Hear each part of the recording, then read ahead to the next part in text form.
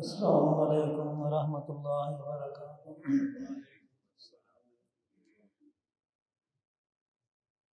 الحمد للہ نحمده ونستعینه ونستغفره ونؤمن به ونتوکل علیہ ونعوذ باللہ من شرور انفسنا ومن سیئات اعمالنا، من يهده الله فلا مضل له ومن يضلل فلا هادي له، وأشهد أن لا إله إلا الله وحده لا شريك له، وأشهد أن محمدا عبده ورسوله۔ اللهم صل على محمد وعلى آل محمد كما صليت على إبراهيم وعلى آل إبراهيم إنك حميد مجيد۔ اللهم بارك على محمد وعلى آل محمد كما باركت على إبراهيم وعلى آل إبراهيم إنك حميد مجيد۔ أما بعد فإن خير الحديث كتاب الله،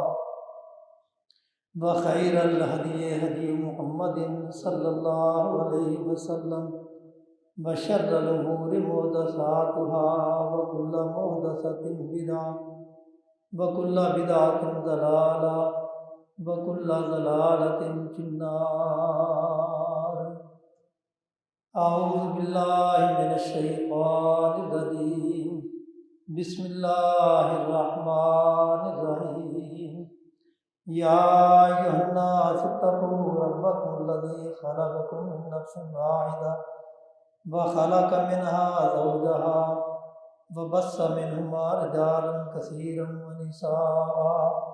واتقوا الله الذي تساءلون به والأرحام إن الله كان عليكم رقيبا۔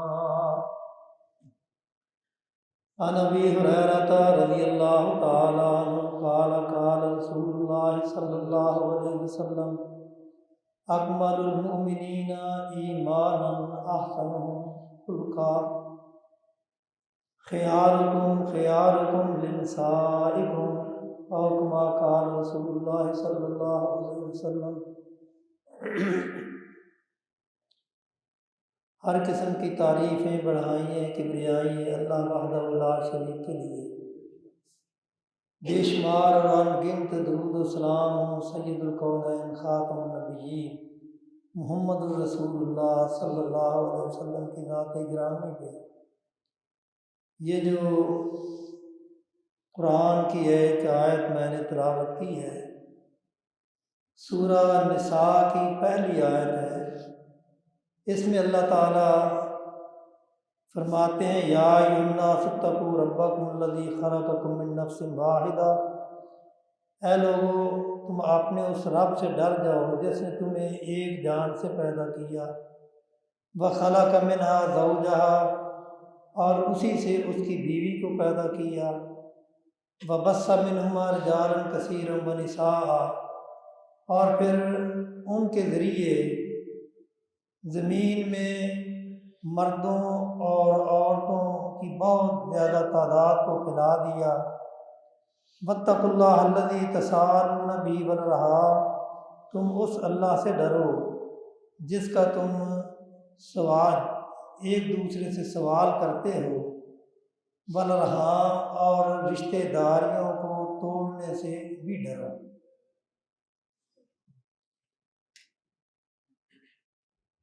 اور رسول اللہ صلی اللہ علیہ وسلم کا فرمان ہے کہ ایمان کے لحاظ سے مومنوں میں سب سے کامل وہ آدمی ہے جو اخلاق کے لحاظ سے اچھا ہے، اور پھر آپ نے فرمایا تم میں سے بہتر وہ ہے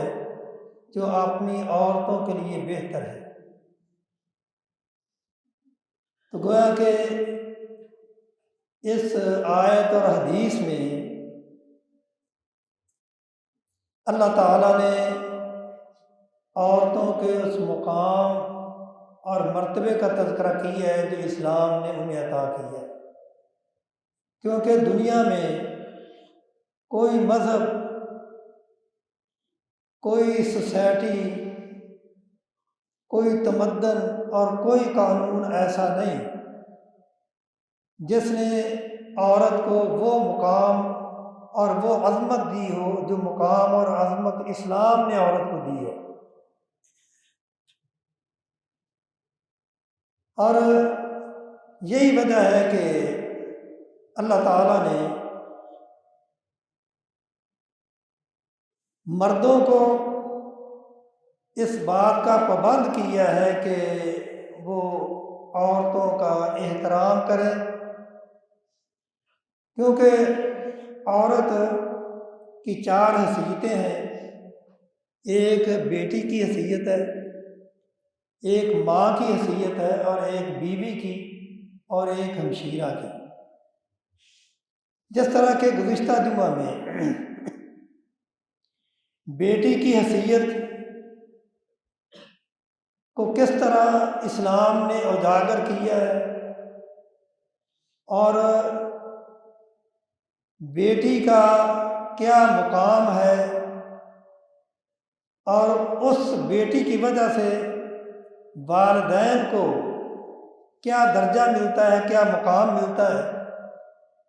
اور اسی طرح ماں کی حیثیت کو بھی بیان کیا گیا۔ اور ایک عورت کی حیثیت ہے بیوی ہونے کی، اور آج دنیا میں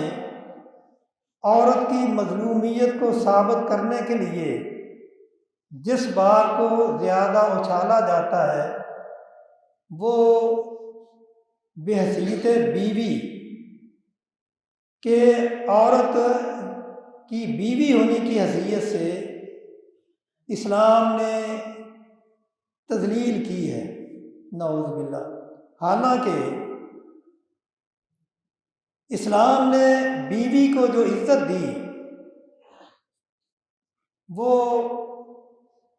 یعنی جس طرح میں پہلے بھی کہہ چکا ہوں کہ کوئی سوسائٹی، کوئی قانون، کوئی مذہب ایسا نہیں جس نے عورت کو وہ مقام دیا ہو جو اسلام نے دیا ہے۔ اور یہی وجہ ہے کہ اللہ تعالیٰ نے رسول اللہ صلی اللہ علیہ وسلم کی وساطت سے لوگوں کو، اہل ایمان کو اس بات کا پابند کیا گیا ہے کہ وہ عورت کی ان تمام حیثیتوں کا خیال رکھتے ہوئے اسے معاشرے میں عزت اور احترام دیں۔ یعنی ایک ہے لوگوں کی بدعملی،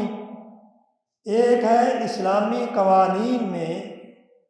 اسلامی تعلیمات میں کیا حکم ہے،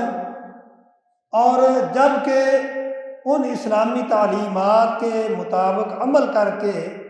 معاشرے کو دکھایا بھی گیا اور عورت کو اسلامی معاشرے میں وہ مقام اور وہ حیثیت دی بھی گئی جس کا تذکرہ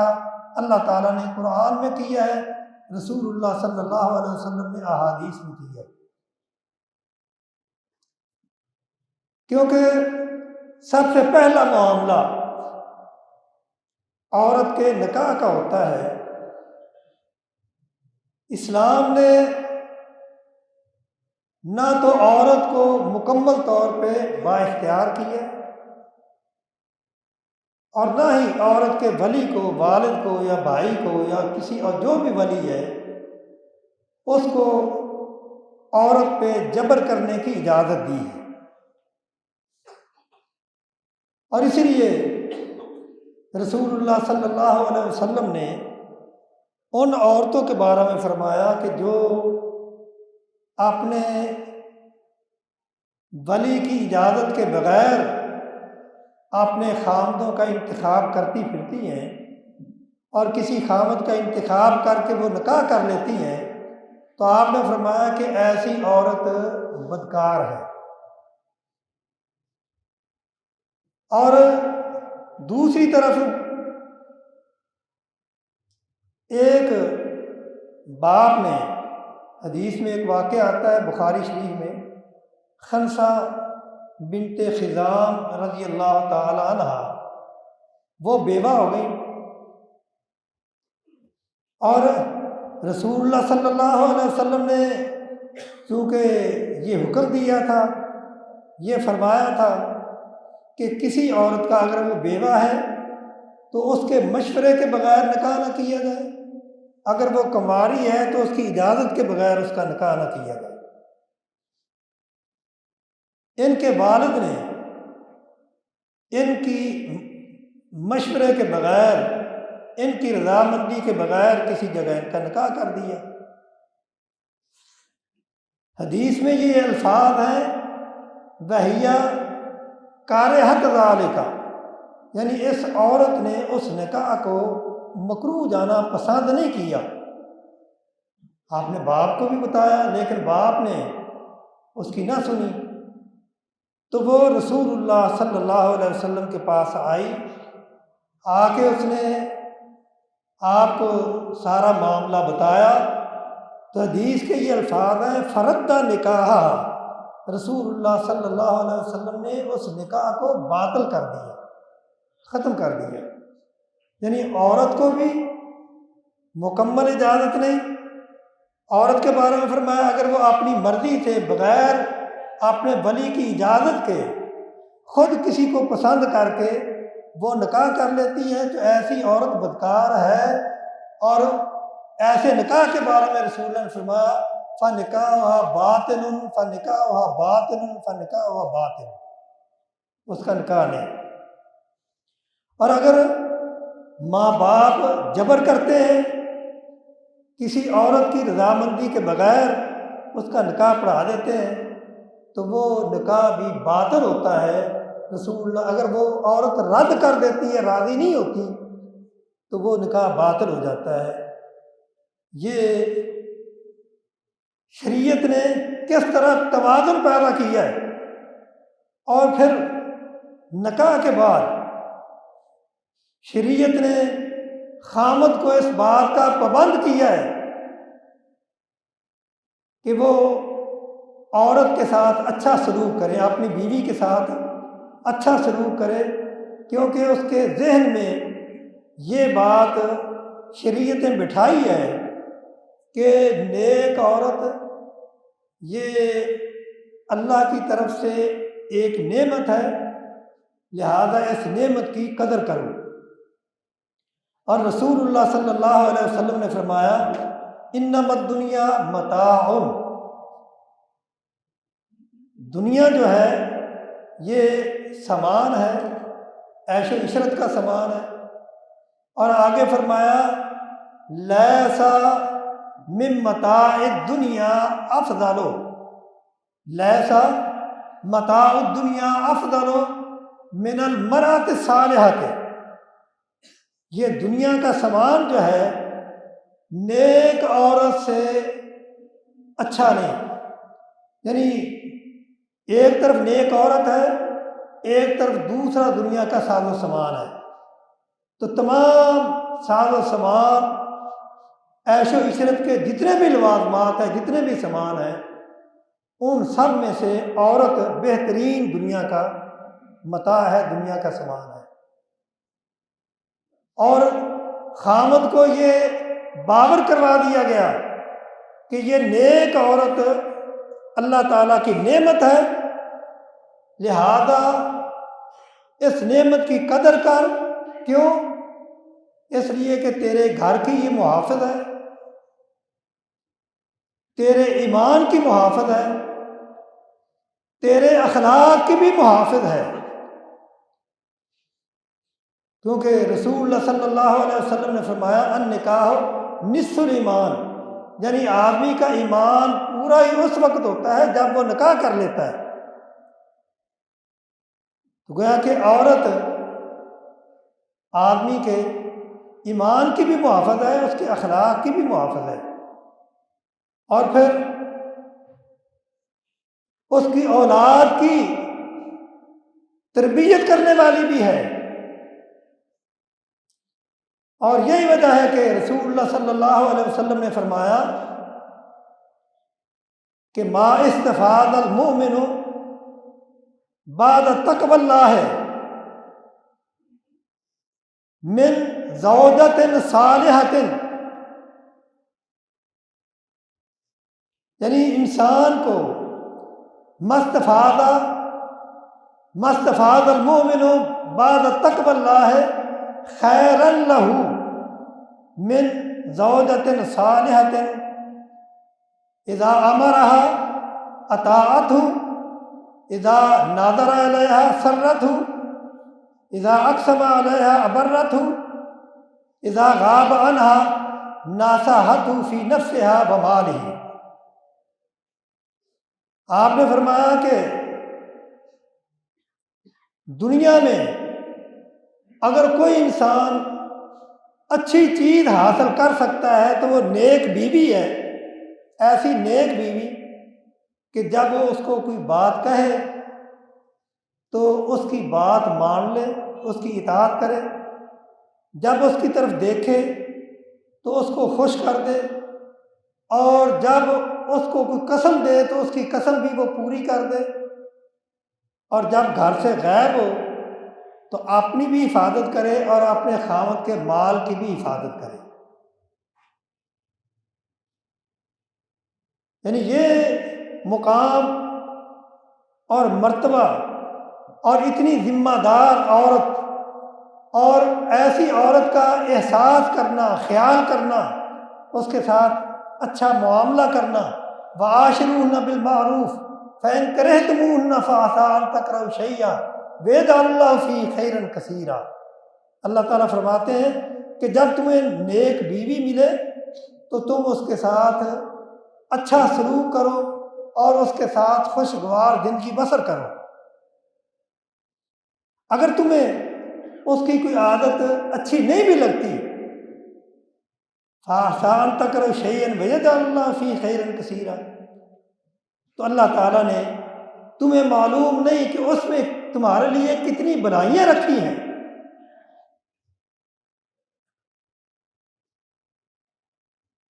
یعنی اللہ تعالیٰ نے، اسلام نے جو عورت کو مقام عطا کیا ہے وہ کسی اور مذہب نے نہیں دیا۔ اور اسی طرح پھر عورت کے ذمہ، مرد کے ذمہ عورت کی کفالت بھی ہے، کیونکہ اللہ تعالیٰ فرماتے ہیں وَلَهُنَّ عَلَيْكُمْ رِزْقُهُنَّ وَكِسْوَتُهُنَّ بِالْمَعْرُوفِ۔ مرد خامد جو ہے نکاح کے بعد اپنی بیوی کے نان نفقے کا ذمہ دار ہوتا ہے۔ اسلام نے عورت کو رزق کمانے کے لیے نہیں، عورت کو گھر سنبھالنے کے لیے، اولاد کی تربیت کرنے کے لیے پیدا کیا ہے۔ لیکن آج اس دور میں کیا کہا جاتا ہے کہ اگر عورت کو گھر بٹھا دیا جائے، کام میں نہ لگایا جائے تو آدھی آبادی بیکار ہو جاتی ہے۔ اولاد کی چاہے تربیت ہو یا نہ ہو بھی، اگر عورت 12 گھنٹے یا 8 گھنٹے کام کر کے آئے گی تو وہ گھر کو کیا سنبھالے گی، اولاد کی تربیت کیا کرے گی؟ اگر وہ کرے گی کہ اس کے اوپر اضافی بوجھ ہے۔ یعنی ظلم تو یہ ہے کہ عورت گھر بھی سنبھالے، اولاد کی تربیت بھی کرے، اور حمل کی وہ تکلیف بھی برداشت کرے، وضع حمل کی تکلیف بھی برداشت کرے، اور پھر اس کے ساتھ ساتھ وہ اپنے لیے رزق بھی کمائے۔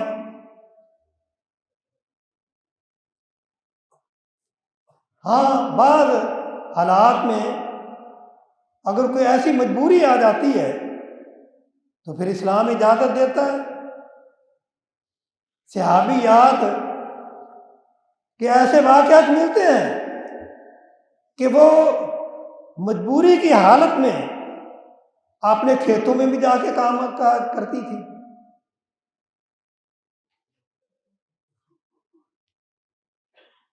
اسلام نے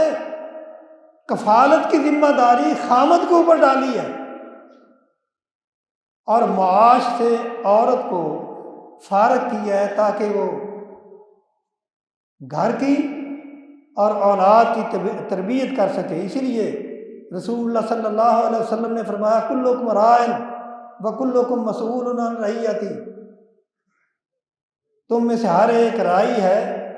اور ہر ایک کو اپنی رعایا کے بارے میں قیامت کے دن سوال کیا جائے گا۔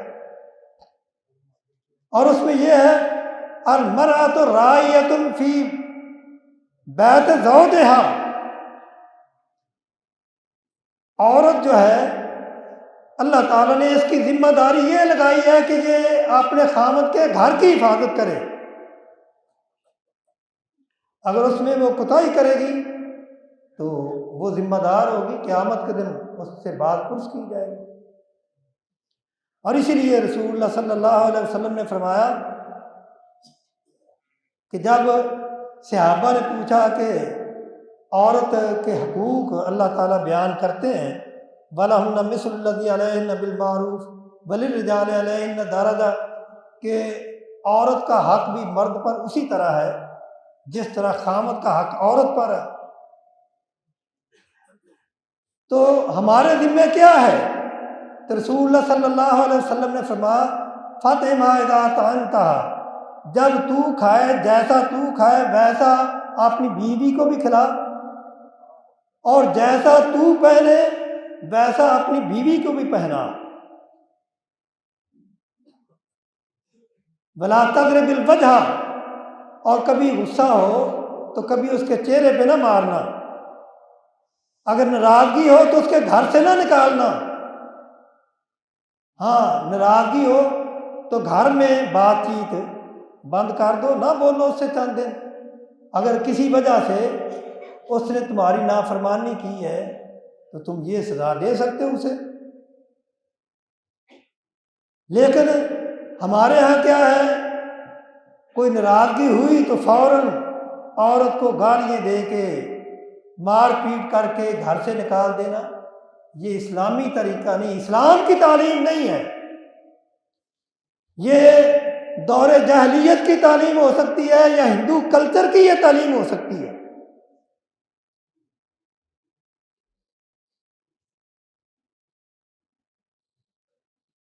اور اسلام میں یہ بھی ہے،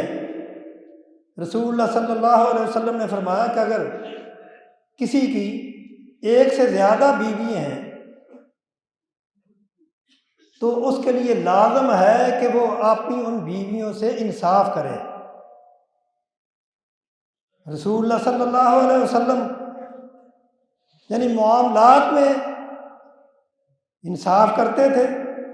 اور یہ کہا کرتے تھے کہ اے اللہ، یہ میری وہ تقسیم ہے جو میرے اختیار میں ہے، اور دل کی حالت وہ میرے اختیار میں نہیں۔ اگر میرے دل میں کسی ایک بیوی کی زیادہ محبت ہے تو دل کا معاملہ تیرے ساتھ ہے، وہ میرے اختیار میں نہیں۔ ظاہری طور پہ یعنی اگر کسی کی ایک سے زیادہ بیوی ہیں تو اسے ایک کی طرف زیادہ جھکاؤ نہیں ہونا چاہیے، جس طرح کہ آج کل ہمارے معاشرے میں ہے کہ اگر دوسری بیوی آئی ہے تو اس نے اپنے خامد کو اس طرح اپنی طرف میل کیا ہے، خامد دوسری بیوی کا خیال ہی چھوڑ گیا۔ تو ایسی حالت میں رسول اللہ صلی اللہ علیہ وسلم نے فرمایا کہ اگر کسی کی دو بیوی ہیں یا ایک سے زیادہ بیوی ہے، دو ہے، تین ہے، چار ہیں، اگر وہ کسی ایک کی طرف مائل ہے تو قیامت کے دن ایسے خامد کو یہ سزا ملے گی کہ قیامت کے دن وہ اللہ کے دربار میں پیش ہوگا تو اس کے جسم کا ایک حصہ مفلوج ہوگا۔ اگر کوئی ایسا کرتا ہے تو اسے پھر سمجھ سوچ لینا چاہیے کہ قیامت کے دن اس کے ساتھ کیا معاملہ ہونے والا ہے۔ اور اسی طرح رسول اللہ صلی اللہ علیہ وسلم نے ہمیں یہ بھی تعلیم دی ہے کہ اگر کوئی بیوی فوت ہو جاتی ہے تو فوت ہونے کے بعد بھی اس کا تذکرہ، اس کے ساتھ وفا، جیسا کہ حضرت خدیجہ رضی اللہ تعالیٰ عنہ کے بارے میں آتا ہے۔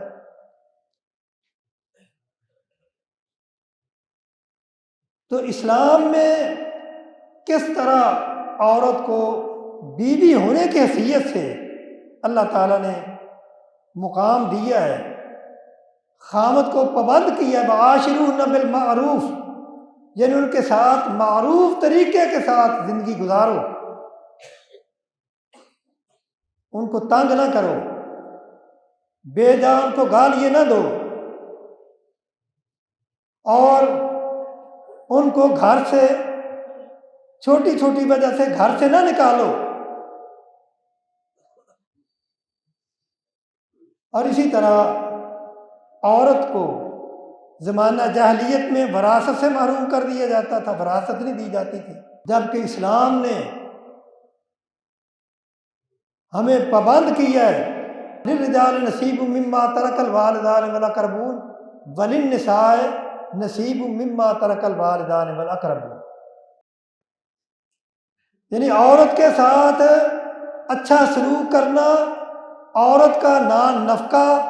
یہ سارا مرد کے ذمے ہونا، یہ قرآن کا حکم ہے۔ اللہ تعالیٰ فرماتے ہیں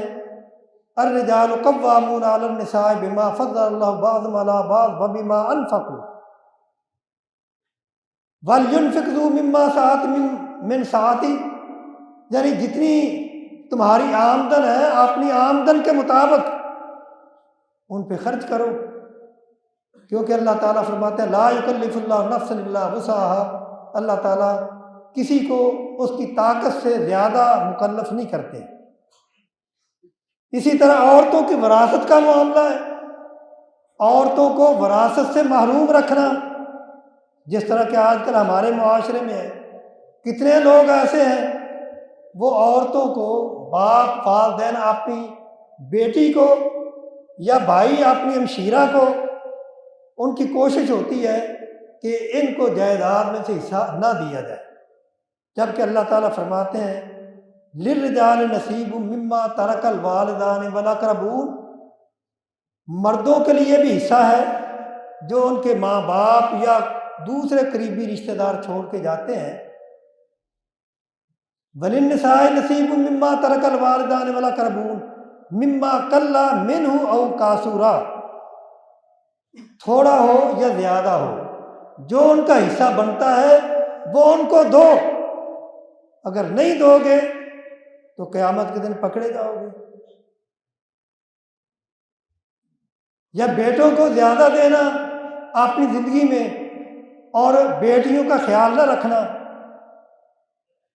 یہ بھی منع ہے، اور اسلام نے سختی سے منع کیا ہے۔ ایک صحابی وہ اپنے ایک بیٹے کو لے کے آئے، کہنے لگے کہ اے اللہ کے رسول، آپ گواہ ہو جائیں کہ میں نے اپنے بیٹے کو فلاں زمین کا قطعہ یا فلاں پلاٹ دیا ہے، آپ گواہ ہو جائیں۔ تو آپ فرمایا تیری اور اولاد بھی ہے؟ وہ کہنے لگا ہاں اور بھی ہے۔ آپ فرمایا کیا ان کو بھی دیا ہے؟ کہنے لگا نہیں۔ تو آپ نے فرمایا کہ میں اس ظلم پہ گواہ نہیں بنتا، یہ ظلم ہے، یعنی کسی کو دینا کسی کو نہ دینا، یا بیٹوں کو دینا اور بیٹیوں کو نہ دینا، یہ ظلم ہے۔ یہ زمانہ جاہلیت میں ایسا ہوتا تھا، اسلام نے یہ ساری رسمیں مٹا دی ہیں۔ اور اسی طرح زمانہ جاہلیت میں والد کی بیوہ یعنی ستیلی ماں، بسا اوقات ایسا ہوتا ہے نا کہ والد نے چھوٹی عمر کی عورت سے، خوبصورت عورت سے نکاح کیا، باپ فوت ہو گیا، تو اب زمانہ جاہلیت میں کیا تھا کہ وہ ایسی عورت کو پھر باہر نہ جانے دیتے، اس کی دوسری جو اولاد ہوتی خامد کی، وہ اپنی ستیلی ماں سے نکاح کر لیتی۔ اسلام نے آ کے اس پہ قدم لگائی آپ اسلام نے باپ کی بیوی کی حرمت کو قائم رکھنے کے لیے یہ حکم دیا، وَلَا تَنكِحُوا مَا نَكَحَ آبَاؤُكُم مِّنَ النِّسَاءِ إِلَّا مَا قَدْ سَلَفَ إِنَّهُ كَانَ فَاحِشَةً وَمَقْتًا وَسَاءَ سَبِيلًا۔ اگر کوئی شخص اپنی ستیلی ماں سے نکاح کرتا ہے تو یہ فحش ہے اور بہت بری بات ہے، بہت برا راستہ ہے۔ اور اسی طرح زمانہ جاہلیت میں دو بہنوں کو اکٹھا ایک وقت میں ایک آدمی اپنے نکاح میں لے لیتا، اسلام نے اس سے بھی روک دیا۔ سورہ نساء کی عورت یعنی ایسے نساء کی آیت نمبر یعنی اس پارے کی چوتھے پارے کی آخری آیت، حرمت علیکم امہاتکم واخواتکم وعماتکم، اور آخر میں ہے وان تجمعوا بین الاختین، کہ دو بہنوں کو بیک وقت ایک آدمی کے نکاح میں نہیں رکھا جا سکتا، یہ حرام ہے، اور اگر کوئی ایسا کرتا ہے تو حرام کا ارتکاب کرتا ہے۔ اسی طرح زمانہ جاہلیت میں جب عورت کے مخصوص دن ہوتے تو اس کو اچھوت سمجھا جاتا، اس کے برتن الگ کر دیے جاتے، اس کا بستر الگ کر دیا جاتا، جبکہ اسلام نے آ کے ان چیزوں کو ختم کیا ہے۔ رسول اللہ صلی اللہ علیہ وسلم نے فرمایا کہ آپ ایسی عورت سے تمام معاملات کر سکتے الا النکاح، مخصوص عمل نہیں کر سکتے، باقی اس کا جوٹا کھا سکتے ہیں، اس کے ساتھ بیٹھ سکتے ہیں، اور یعنی ہر معاملہ کر سکتے ہیں سوائے ہم بستری کے۔ یہ اسلام نے ہمیں یہ تعلیم دی ہے، اور یہ 5 چیزیں ایسی ہیں جو زمانہ جاہلیت میں عورتوں کے لیے اور یہ نہیں تھی، اسلام نے ان کو یہ حق دیا۔ تو اسی طرح اور بھی بہت سی چیزیں ایسی ہیں کہ اسلام نے کسی معاملے میں عورت کو نظر انداز نہیں کیا، حتیٰ کہ کچھ رعایتیں بھی دی۔ ان رعایتوں میں یہ بھی ہے کہ مخصوص ایام میں عورت کے لیے چھوٹ ہے کہ وہ نماز نہ پڑھے، اور نماز ویسے ہی معاف ہے، اور روزے کی اجازت ہے لیکن روزے کی قضائی ہے، بعد میں روزے کی قضا کر لے۔ اور اسی طرح اگر حج پہ گئی ہے تو طواف وداع جو کہ حج کے واجبات میں سے ہے، ایسی عورت کے لیے یہ اجازت ہے کہ وہ بغیر طواف وداع کیے واپس آ سکتی ہے۔ یعنی اسلام نے کہاں کس مسئلے میں عورت کا خیال نہیں رکھا، عورت کو نظر انداز نہیں کیا۔ جب اسلام نے نظر انداز نہیں کیا تو پھر عورتوں کو بھی یہ خیال کرنا چاہیے کہ اسلام نے ان کے تحفظ کے لیے ان کے اوپر جو پابندیاں لگائی ہیں ان کا خیال رکھیں، ان پہ عمل کریں۔ اللہ تعالیٰ سب کو عمل کرنے کی توفیق عطا فرمائے۔ وآخر دعوانا الحمدللہ۔